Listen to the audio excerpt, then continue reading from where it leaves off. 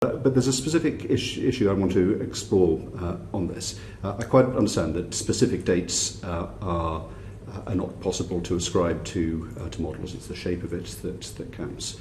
But given the presentation that was made and the analysis that was made that justifies action that the House of Parliament are considering this week, that information, that presentation analysis was given on the 31st of October. Surely it would be reasonable for that analysis to include an assessment of the prospective impact of measures that were decided many weeks before and indeed became operational on the 9th of October. Why is the experience of, even the prospective experience, of measures taken and implemented on the 9th of October not factored into the analysis that you shared with the country on the 31st of October?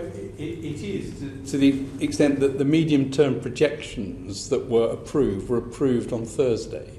So they are the latest estimate from SPI-M on the medium-term projections, taking into account all of the data that they have up until that moment. So they include an assessment of the impact of the tiered restrictions in different parts of the country? As far as those tiered restrictions have had their impact at that point. So they were looking on that date at the data that they could have at that moment.